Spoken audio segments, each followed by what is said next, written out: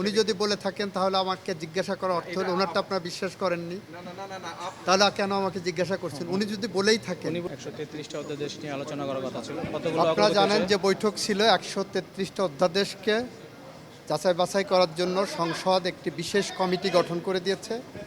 আমরা সেই কমিটি বসেছিলাম, যাচাই বাছাই করছি। কতগুলো আলোচনা সবগুলো কি হয়েছে?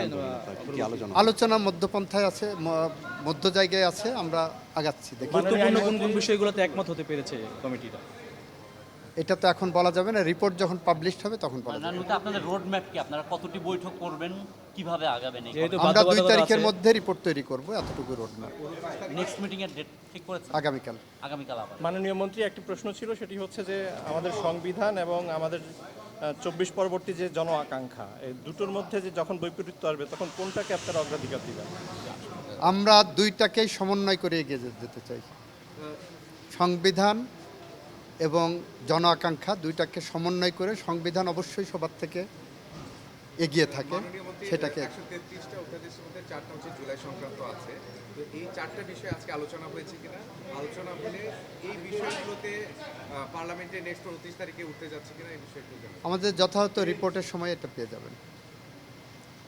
মানে আগামী সব 133টার মধ্যে যেহেতু 4টা, ওই 133টার মধ্যেই 4টা থাকবে। মাননীয় মন্ত্রী, 133টা অধ্যাদেশ আপনারা সময় পাচ্ছেন খুবই কম। এটা আসলে পর্যালোচনার জন্য যথেষ্ট সময় কিনা আপনারা? আমাদের যথেষ্ট হোমওয়ার্ক হয়েছে, গত 1 মাস ধরেই আমরা কম বেশি পড়ালেখা করে এসেছি।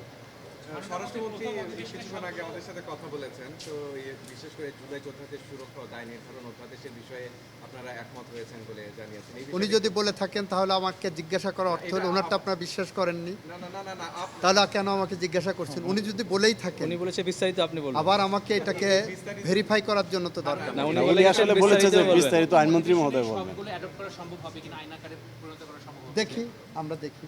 আমাদের একটা আইনগত বাধ্যবাধকতা 30 দিন, আমরা সেই বাধ্যবাধকতার মধ্যেই থাকবো, আমরা সাংবিধানিকভাবে এগিয়ে যাব। ঠিক আছে। তাহলে কি এটার রিপোর্ট আকারে যেগুলো যাবে সেগুলো কি সংসদ গ্রহণ করবে নাকি সংসদে আবার এটা সংসদের ব্যাপার, তাহলে সেটা কি এই অধিবেশনেই উঠছে?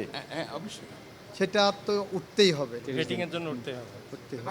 আমরা 20 তারিখে মানে কয়টা অধ্যাদেশ উঠবে এটা সম্পর্কে এখনো কোনো সিদ্ধান্ত হয়নি। ঠিক আছে। আমরা আজকে যে মিটিংয়ে সূক্ষ্মভাবে সবগুলো আলোচনা হয়েছে, সমালোচনা হয়েছে এবং মোটামুটি পরবর্তী পর্যায়ে এটা সিদ্ধান্ত হবে, এটাই ছিল আজকে। এবং 2 তারিখ এপ্রিল 29 তারিখে নেক্সট মিটিং শুরু হবে পার্লামেন্টের, কিন্তু আমরা 2 তারিখ পর্যন্ত নিয়েছি, এই সেশনের মধ্যে এটা শেষ করতে হবে।